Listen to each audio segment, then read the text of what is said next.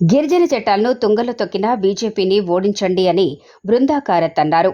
Alluri Sitaramaraju అరకులోయలో CPM ఆధ్వర్యంలో భారీ బహిరంగ సభ నిర్వహించారు. అనంతరం ఆమె మాట్లాడుతూ గిరిజన ప్రాంత ఆదివాసీ చట్టాలను హక్కులను బీజేపీ నాశనం చేసిందని, 2006లో కాంగ్రెస్తో పోరాడి మనము సాధించుకున్న అడవి హక్కుల చట్టాన్ని మోదీ ప్రభుత్వం తుంగలో తొక్కింది అన్నారు.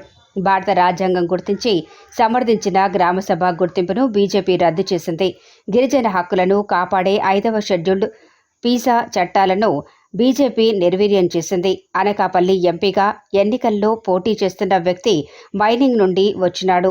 ఆయనను గెలిపించాలని ఓట్లు అడిగేందుకు నిన్న మోదీ అనకాపల్లి రావటం ఎంతవరకు న్యాయమని ప్రశ్నించారు.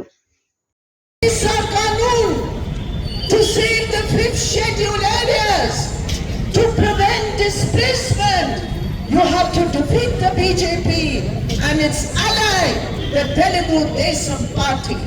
మనకి ఇప్పటిదాకా ఉన్నటువంటి పీసా చట్టం కానీ, ఇప్పటి వరకు ఉన్నటువంటి రాజ్యాంగంలోని షెడ్యూల్ కానీ, ఇవన్నీ కాపాడుకోవాలంటే బీజేపీని ఓడించాలి. బీజేపీని ఓడిస్తేనే మన హక్కులన్నింటినీ కాపాడుకోవడానికి, భారత రాజ్యాంగాన్ని కాపాడడానికి వీలవుతుందని చెప్పేసి తెలియజేస్తున్నారు. All over the country, అనకాపల్లిలో పోటీ చేస్తున్నటువంటి ఆయన, మైనింగ్ కడప నుంచి తీసుకొచ్చినటువంటి ఆయన అనకాపల్లిలో పెట్టి బాక్సైట్ త్రోకాలు చేయడానికి ఈయన అవన్నీ ఇక్కడ బొత్తిగా పెట్టి ఆయన్ని సమర్థించడానికి మోడీ గారు ఢిల్లీ నుంచి వచ్చారు. In 10 years, they have tried to take away our rights. They have brought amendments to the Forest Conservation Act.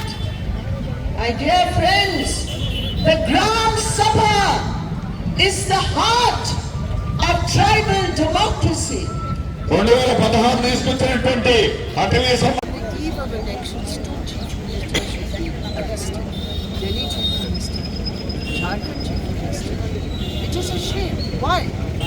Because dictatorship is on the anvil in India. Modi ji does not want any opposition. They are so scared of democracy. They are so scared of the truth. Lies, lies, lies.